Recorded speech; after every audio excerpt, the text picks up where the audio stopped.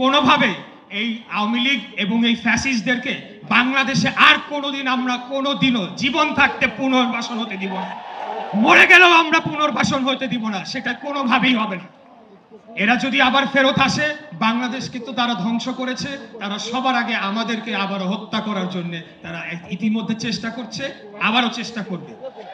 এই সুযোগ আমরা তাদেরকে দিব না, এটা হলো আমাদের শেষ কথা। এই আওয়ামী লীগ নামে কোনো দল বাংলাদেশের রাজনীতিতে রাজনীতি করার কোনো অধিকার রাখে না, এটা আমাদের শেষ কথা।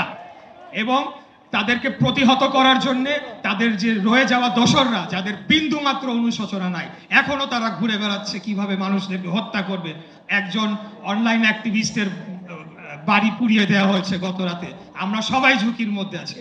আমরা আপনাদের বলতে চাই, আমরা সুসংগঠিত হয়ে এদেরকে প্রতিরোধ করব এবং এদেরকে মোকাবেলা করে এই ফ্যাসিবাদী শক্তিকে চিরতরে কবর দিয়ে বাংলাদেশের মাটিতে বাংলাদেশের মানুষকে মুক্ত করে বাংলাদেশের গণতন্ত্র এগিয়ে নিয়ে যেতে হবে। আপনারা নিশ্চয়ই অনেকে জানেন যে আজকে জাতিসংঘের একটি রিপোর্ট প্রকাশিত হয়েছে। সেখানে তারা প্রকাশ করেছে যে গত জুলাই আগস্টে খুনি হাসিনার এবং তার যে দোসরদের দ্বারা 1400-র অধিক ব্যক্তিকে হত্যা করা হয়েছে। এর মধ্যে 140 জনের উপরে শিশুদেরকে হত্যা করা হয়েছে। আজকের অন্তর্বর্তীকালীন সরকারের যে প্রধান উপদেষ্টা, তিনি সাংবাদিকদের নিয়ে যে কুখ্যাত আয়নাঘর সেগুলো পরিদর্শন করতে গিয়েছেন। প্রিয় নেতৃবৃন্দ, আপনারা দেখেছেন যে এই খুনি ফ্যাসিস্ট খৈরাচারী হাসিনার তার বিন্দু মাত্র কোনো অনুশোচনা নাই, তার দলের একটা নেতা কর্মীরও এক বিন্দু কোনো অনুশোচনা নাই। তারা যে ধরনের গণহত্যা চালিয়েছে, গত 16 বছর যেভাবে জনগণকে নিপীড়ন, নিষ্পেষণ, অত্যাচার করেছে, তাদের অনুশোচনা নাই।